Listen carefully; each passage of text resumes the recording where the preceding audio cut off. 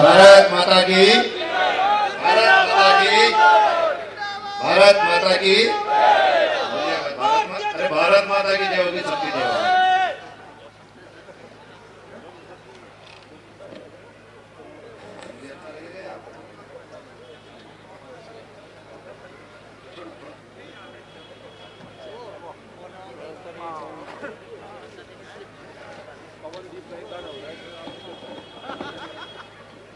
भारत के सबसे अधिक ऊंचाई पर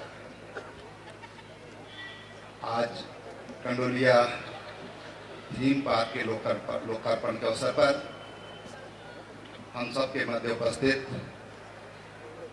जिले के प्रभारी मंत्री और राज्य के कृषि उद्यान मंत्री श्री सुबोध उनियाल जी, मेरे सहयोगी मंत्री प्रदेश में उच्च शिक्षा और सहकारिता मंत्री डॉक्टर धन सिंह रावत जी, हमारे पौड़ी विधानसभा के विधायक श्री मुकेश कोहली जी, लैंसडाउन विधानसभा के हमारे विधायक महेंद्रजीत सिंह रावत जी, जिला पंचायत की सम्मानित अध्यक्ष शांति देवी जी, नगर पालिका परिषद पौड़ी के अध्यक्ष यशपाल बेनाम जी, पार्टी के हमारे जिले के अध्यक्ष संपत जी, असवाल जी और हमारे गढ़वाल के कमिश्नर रविनाथ रमन जी और हमारे बहुत ही कर्मठ और संवेदनशील यहाँ के जिलाधिकारी श्री धीरज गर्वियाल जी, सभी अन्य हमारे उपस्थित महानुभाव पहचानने में थोड़ा दिक्कत हो रही है और यहाँ पर उपस्थित पौड़ी के मेरे सम्मानित बहनों, भाइयों, प्यारे बच्चों और पत्रकार मित्रों, मैं आज आप सबको इस थीम पार्क के लोकार्पण के अवसर पर बहुत बहुत बधाई और शुभकामनाएं देता हूँ। ये इतनी अधिक ऊंचाई पर, ये देश का सर्वोच्च ऊंचाई पर, अभी तक इससे अधिक ऊंचाई पर ऐसे कोई थीम पार्क नहीं बने हैं। ये पौड़ी का थीम पार्क उस तरह से बना है और जो हमारी पहाड़ की और उत्तराखंड की जैसी भौगोलिक परिस्थितियां हैं, परिकल्पना यह है कि यहाँ की जो हमारे पास शानदार खूबसूरत जो प्रकृति ने हमको दिया है, जिसके हमको देवभूमि कहलाते हैं, हम इसका कैसे इसको और खूबसूरत बना करके और देश विदेश के पर्यटकों के सामने प्रस्तुत कर सकते हैं। यहाँ पर दुनिया के पर्यटक आए उस दृष्टि से हम सोचते हैं। केवल अभी तक धार्मिक पर्यटक हमारे राज्य में आते हैं, विदेश के भी बहुत कम पर्यटक यहाँ पर आते हैं, 18-20 लाख आते हैं, लेकिन वो कम खर्चीले होते हैं। और इसलिए आज हमारी ज़रूरत, जहाँ श्रद्धालु हमारे राज्य में बड़ी संख्या में आते हैं, हमारी आबादी के लगभग 4 गुना श्रद्धालु यहाँ पर आते हैं, अब हमारा ध्यान है कि हाई एंड टूरिस्ट ये यहाँ पर आए, और उसके लिए हमने एडवेंचर टूरिज्म पर विशेष फोकस किया है। क्योंकि ये हमने की रिपोर्ट कहती है कि आने वाला भविष्य और जो सर्वाधिक रोजगार क्रिएट करेगा वो एडवेंचर का क्षेत्र होगा, और हम उस योजना के उस सुझाव पर हमने थोड़ा सा कदम बढ़ाने की कोशिश की है। उसी में दिलखेत हुआ, या जो मरचूला में हुआ, गौचर में भी हमने एक छोटा सा प्रयोग किया। ऐसे तमाम जगहों पर हम इस तरह के प्रयास कर रहे हैं। उत्तराखंड की जो कंडीशन है, जो हमारे क्लाइमेटिक कंडीशन है, वो उसमें बहुत ज़्यादा आकर्षण है। हमारे देश में 16 तरह की जलवायु है, और 16 में से अगर समुद्री जलवायु और राजस्थान की जलवायु अगर छोड़ दें तो उत्तराखंड में बाकी 14 जलवायु हमारे राज्य में विद्यमान है। वो जहाँ हमको ये कहें कि प्राकृतिक दृष्टि से तमाम जो जैव विविधता जिसको बोलते हैं वो हमको प्रदान करते हैं, वहीं यहाँ की क्लाइमेटिक कंडीशन दुनिया के लोगों को आकर्षित करके उनके लिए अनुकूल बैठती है। और इसलिए हम लोग प्रयास कर रहे हैं कि शीतकालीन पर्यटन जो हमारे राज्य में भी बहुत कम हो रहा है, और यूरोपीय देशों में, उत्तर गोलार्ध में कई देश के लोग माइग्रेट करते हैं 6 महीने के, क्योंकि वहाँ बर्फ इतनी गिर जाती है, उनके मकान ढक जाते हैं और माइग्रेट करते हैं। हम चाहते हैं कि उत्तराखंड में एक उनको बहुत सस्ता यहाँ बैठेगा, हमको अच्छे खर्चीला टूरिस्ट मिलेगा, तो हम उस दिशा में हम लोग काम कर रहे हैं। थोड़ा कोविड के कारण बाधाएं उत्पन्न हुई है, सारी दुनिया एक तरह से ठहर सी गई है, लेकिन ये सोच हमको आगे बढ़ाएगी। और जो हम चाहते हैं कि उत्तराखंड राज्य को हम पर्यटन के क्षेत्र में आगे बढ़ाएं, निश्चित रूप से भविष्य हमारा आगे बढ़ने वाला है। एक दिन वो भी आएगा जब कंडोरिया से एक सीधा एक रूट लगेगी और हम सीधा कीर्तनगर पहुंच जाएंगे। ये एडवेंचर का एक हिस्सा है, और हमने एक अलग विंग एडवेंचर के लिए स्थापित की है। आने वाला भविष्य, आने वाले 10-12 सालों में एक बड़ा चेंज मैं समझता हूँ कि हमारे राज्य के अंतर्गत होगा। आज यहाँ पर जो ये कार्यक्रम संपन्न हुआ है, आप सब देख रहे हैं, मैं इसकी खूबसूरती मैं देख रहा हूँ कि सामने चंद्रमा भी इसकी खूबसूरती देखने के लिए आतुर हो रहा है। देखिए आप सामने पेड़ों के बीच में से, झुरमुट के बीच में से चंद्रमा भी यहाँ की खूबसूरती देखना चाह रहा है। इतना खूबसूरत ये पार्क यहाँ पर बना है, उसके बारे में पूर्व वक्ताओं ने बहुत विस्तार से बात कही है, लेकिन ये जो हमारे एक मजूमदार एक बहुत बड़े समाजशास्त्री हुए हैं, और उन्होंने कहा कि अगर वास्तुशास्त्र देखना है और भवन निर्माण की शैली देखने के कारण दुनिया में किसी को हमको नंबर 1 का, उस शिल्प को अगर हम नंबर 1 का नंबर देना चाहेंगे तो हमारी जौनसार बाबर की शैली है। उत्तराखंड के जौनसार बाबर हुआ, रवाई की बनी हुई तो जौनपुर का हिस्सा हुआ टिहरी जिले का, ये सबसे बेस्ट आर्किटेक्ट है। आपको मैं एक बात बताता हूँ, आपने सुना नहीं होगा कि वहाँ देवदार के घर बनते हैं, और चूल्हा जो है, अब तो गैस हो गई है लेकिन चूल्हा बनता है। चूल्हे के नीचे जो लकड़ी होती है वो लकड़ी ऐसी कि जो जलती नहीं, वो फायर प्रूफ है।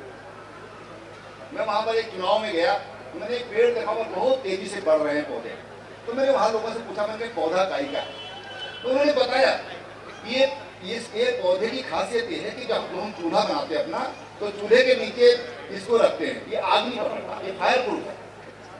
अब देखिए हमारे जो पूर्वज थे वो कितने समझदार और कितने बुद्धिमान थे कि उन्होंने उसको ढूंढ लिया। मैंने फॉरेस्ट के लोगों से कहा, फॉरेस्ट के लोगों ने कहा कि हम तो जानते हैं इसके बारे में, और मैं लगा रहा और खोज करके मैंने फिर वहाँ के लोगों से कहा, मैं फला गाँव में वोट मांगने गया था, वहाँ बगल में जो रॉल बगल में वो मैं ये दावत हूँ, तो मिल गया मुझे उनका नाम भी उन्होंने बता दिया क्या है, मैं इसमें दिमाग से निकल गया। लेकिन बहुत तरह की वनस्पति हमारे पास है, विविधता हमारे राज्य को एक बड़ा आकर्षण हमको दे सकती है। यहाँ पर कोठी बनाल शहरी उसको बोलते हैं, उसमें निर्माण किया गया है और इसमें 7-7 मंजिल के भवन है जो तमाम भूकंप और 300 साल की उम्र हो गई है। वो इतने भूकंप हमने झेले हैं इस राज्य ने, वो कभी नष्ट नहीं हुए, कभी उनको नुकसान नहीं पहुंचा है। उस शैली में मैं देख रहा था कि यहाँ पर धीराज जी ने ये जो बनाया है, ये जो एक हंटर हाउस में अभी 2-3 दिन पहले टाइम्स ऑफ इंडिया में पढ़ा था जय हुकीम के बारे में। अभी 2-3 दिन पहले टाइम्स ऑफ इंडिया ने इसको छापा था। आज टाइम्स ऑफ इंडिया का मतलब भारत का सबसे बड़ा मीडिया ग्रुप है। 27-28 उनके बड़े बड़े प्रकाशन हैं उनके, और देश में बड़ा मैं कहूँ कि सबसे बड़ा परिवार है, मीडिया फैमिली है। तो मैं समझता हूँ कि अति सहयोगी नहीं होगी। उन्होंने लिखा इसके बारे में, ये हमारा एक परम सौभाग्य है। अभी जो बात मैं धीराज जी को कह रहा था कि एक छोटी सी फिल्म बनाइए, हम इसको एडवर्टाइज करेंगे, मीडिया में हम इसको एडवर्टाइज करेंगे, लोग इसको देखने आए। और हम जब पर्यटन को बढ़ावा देना चाहते हैं तो कोई ना कोई चीज़ वहाँ पर ऐसी होनी चाहिए जो वो आकर्षित करे। यहाँ पर एक थीम पार्क बन रहा है, सतपुली में एक झील बना रहे हैं, 1200 मीटर की झील होगी। परिकल्पना ये है कि जो लैंसडाउन तक जो पर्यटक आता है, पौड़ी तक जो पर्यटक आता है, वो दिन भर यहाँ घूमे, ठंडी हवा में यहाँ घूमे, और एक बार वो सतपुली की तरफ चला जाए, वहाँ उसको अगर वाटर स्पोर्ट्स में उसकी रुचि है तो वहाँ पर वाटर स्पोर्ट्स करे। और फ्यूचर में आने वाले समय में अब जो हमारी जो क्या जहाज बोलते हैं, सी प्लेन के लिए हमारा टीरिंग प्रस्तुत आ गया। श्रीनगर के लिए हम अभी सर्वे करा रहे हैं कि श्रीनगर में सी प्लेन थे। ऐसे हम चाहते हैं कि सतपुली वाली वैली में भी, नया नदी में भी सी प्लेन थे। इसलिए हमने वहीं पर जो एक एडवेंचर इंस्टीट्यूट, तो स्पोर्ट्स का इंस्टीट्यूट अभी मैंने घोषित किया है, हम उसको बनाने जा रहे हैं। तो ये हमारा एक बहुत अच्छा यहाँ पर पर्यटकों के लिए केंद्र बन जाएगा। ऐसे नदी में झील बना रहे हैं, लगभग 3 पार्ट में 750 मीटर लंबी है। ये मुझे लगता है कि 1 महीने में शायद बनकर तैयार भी हो जाएगी। ऐसे एनसीसी का कैडेट, यहाँ पर एनसीसी का जो थोड़ा उसमें कानूनी थोड़ा दिक्कत है, लेकिन बहुत जल्दी उसका समाधान हो जाएगा। उसमें भी लगभग 36,000 फॉल सालाना होगा, 36,000 लोगों का। एक जब इतने लोग यहाँ पर आएंगे तो धीरे धीरे ये चीज़ हमारी विकसित होती चली जाएगी। पर्यटन के विकास और ये जो निरंतर प्रक्रिया है कि जो धीरे धीरे धीरे धीरे धीरे धीरे आगे बढ़ता जाएगा। बस हमको माहौल बना कर देना। हम जापान के बारे में सुनते हैं, जापानी अंग्रेजी नहीं जानते, तो बताते वहाँ पर जब लोग जाते हैं तो कोई वहाँ पर आता तो पहले बड़े प्यार से उसका अभिवादन करते हैं, फिर उसको इशारों में, हम भी जो बाहर का लोग आदमी जाते हैं, उसको पर्यटक जाता है, वो इशारों में से बात करता है, लेकिन वो अंदर से चाहता है कि मैं इसकी कुछ मदद करूँ। तो इशारे में बात समझ जाता है तो उसके गंतव्य तक पहुँचाने का काम जापानी करता है। ये हमारी ये आतिथ्य की जो कला है, जो अपनत्व की हमारी भावना है, देवभूमि की जो पहचान है, अगर उसको हम बनाए रखें और उन लोगों को हम सहयोग करते रहें, तो मैं समझता हूँ कि पर्यटक को क्या चाहिए कि भाई यहाँ के लोग बहुत अच्छे, ईमानदार, सत्य हैं, मेहनती हैं, तो वो यहाँ आना पसंद करेगा।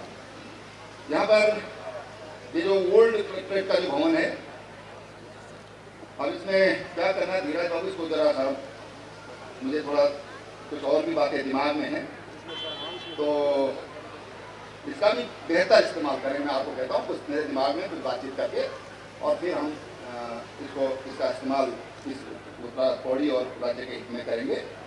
जो मॉल रोड है उसके लिए मैं बधाई देना चाहूँगा कि आज उसका यहाँ पर शिलान्यास हुआ है। एक खूबसूरत ये स्ट्रीट बनेगी, एक सड़क बनेगी, और वो भी पर्यटकों के आकर्षण का एक अच्छा केंद्र बनेगी। जो हेरिटेज स्ट्रीट है, हमने तय किया कि हर जिले में हम एक हेरिटेज स्ट्रीट हम बनाएंगे। मैं सिक्किम में गया, एक बहुत छोटा सा पैच है, मुश्किल से 100-150 मीटर का होगा। तो वहाँ के मुख्यमंत्री ने मुझसे कहा कि जरा आप वहाँ जाइएगा, लेकिन अगले दिन भारी बारिश हो गई, हमारे पास हमको वापस लौटना था, मैं वहाँ जा नहीं पाया। लेकिन कुछ व्यापारी सिक्किम के मिलने के लिए आए और उन्होंने बताया कि मैंने उनसे पूछा कि भाई क्या है ये, तो उन्होंने कहा साहब कि ये कितना है, उसमें कोई ट्रैफिक होता नहीं है। तो मैंने कहा आप लोगों ने विरोध नहीं किया कि हमारे तो ग्राहक ही नहीं आएंगे अगर आप ट्रैफिक रोक देंगे? बोले हाँ, हमने उसमें विरोध किया था, लेकिन बोले आज हम उसका फायदा आज उठा रहे हैं। जैसा आप हमको पूछ रहे हैं, आज यहाँ पर जो पर्यटक आते हैं स्ट्रीट में जरूर आते हैं, खरीदारों की वहाँ लाइन लगी होती है, आज हम बहुत प्रसन्न हैं। तो कई बार जब हमें कुछ ऐसी चीज हम लोगों को देंगे तो पर्यटक उसको आकर्षित होता है। ऐसे हमारी जो हेरिटेज स्ट्रीट यहाँ पर अपर बाजार को बना रहे ना, अपर बाजार को मैं वहाँ के व्यापारियों को, वहाँ के जो निवासी, उनको बहुत धन्यवाद करना चाहूँगा कि उन्होंने उसमें अपनी सहमति दी। और मैं आपको विश्वास दिलाता हूँ कि एक दिन लोग जब यहाँ पर आएंगे, अरे भाई पौड़ी में जा रहे हो ना, तो वहाँ जरा वो हेरिटेज स्ट्रीट देख के जरूर आना, क्योंकि उसमें हमारी पहचान, अपनी पहचान है, हमारा पुरातत्व, हमारी प्राचीन परंपरा उसमें समाई हुई है। लोग उसको जानना चाहते हैं। कोई पराठा खाने यहाँ नहीं आता, पराठा तो बहुत बढ़िया मिल जाते हैं बाहर भी, उसको वो चेंज चाहिए, वो यहाँ की कुछ चीजें देखना चाहता है, वो चीज वहाँ पर दिखेगी जिसको हम भूल गए, जिसको हमने अपनाना बंद कर दिया था, वो चीज वहाँ पर देखने को मिलेगी। और हमने निर्णय लिया कि जिले में हर जिला मुख्यालय पर हम ऐसे हेरिटेज स्ट्रीट हम डेवलप करेंगे, ताकि हमारे जो पर्यटक आते हैं उनको कुछ भिन्नता यहाँ पर नजर आए।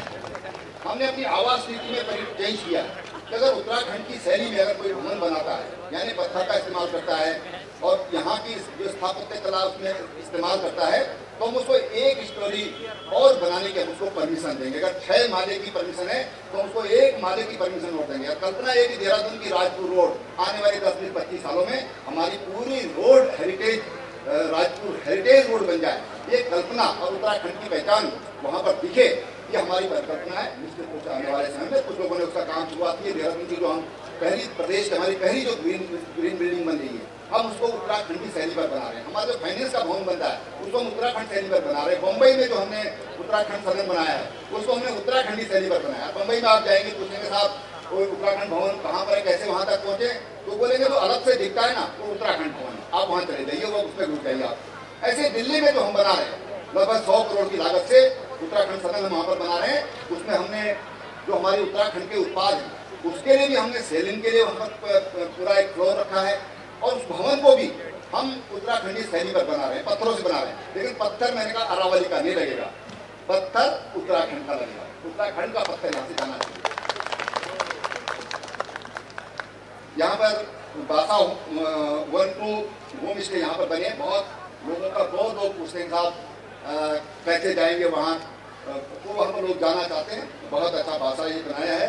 चेरी ब्लॉसम रोड का कल हम यहाँ पर उद्घाटन करेंगे, और दूसरा मैपल रोड जो हमारी देवप्रयाग रोड है उसको मैपल रोड के रूप में, मैपल यानी चिनार के जो पौधे होते हैं हाई एल्टीट्यूड पर होते हैं, तो उस रूप में उसको विकसित करेंगे।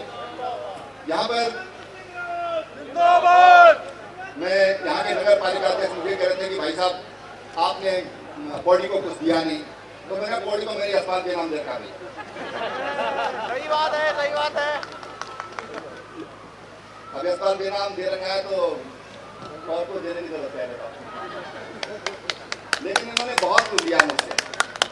पौड़ी का बस अड्डा, अब लोग बोलते हैं मुख्यमंत्री पौड़ी का बस अड्डा नहीं, यहाँ वाले भी मजे लेते हैं। पत्रकार तो आनंद देने के लिए, इनको थोड़ी चीज से दूसरे पे क्या बीत रही, ऐसा तो नहीं है। तो हमने बस अड्डे के लिए 3.5 करोड़ रुपए दिया, और बस अड्डे का काम मैं उनका पत्ता पूरा हो जाएगा। टेंडर लगे उसके, कांची हाउस के लिए 1 करोड़ रुपया यशपाल जी ने खर्च किया है, उसके भी टेंडर लगे हैं। ट्रेंचिंग ग्राउंड के लिए 5 करोड़ रुपया, उसका भी टेंडर लग गया है। गढ़वाली पार्क के लिए 70 लाख रुपया, उसके भी टेंडर लगे हैं। बस स्टेशन के लिए मैंने बता दिया 3.5 करोड़ रुपया हमने दिया, और उसका भी टेंडर लगे हैं। जो रैन बसेरा भी यहाँ पर 25 लाख से हमारे उसका चालू हो गया है। कंडोलिया मैदान मुझे लोगों ने बताया अभी कि उसकी बहुत अच्छी फोटो छपने क्या किया, आपने देखा नहीं, कल देखूंगा। तो पिछली बार जब मैं आया था तो यशपाल जी ने कहा इसको नगर पालिका को दे दीजिए, हम उसकी देखरेख करेंगे। मैं यशपाल जी आपको बहुत बधाई देता हूँ। इस पर 13 करोड़ रुपये आपने उस पर, हाँ, तो बहुत अच्छा आपने काम किया है, मैं आपको बहुत बधाई देता हूँ। अभी हम लोगों ने जो हमारी बहनों के लिए बहुत काम हमने महिलाओं के लिए शुरू किया है, मैं इसके बारे में ज़्यादा उल्लेख नहीं करूँगा, लेकिन एक चीज़ जो बार बार मिस कर रही है, हमने राज्य में 5100 कियोस्क हम महिलाओं के लिए बना रहे हैं, हमने उसको स्वीकृति दे दी है।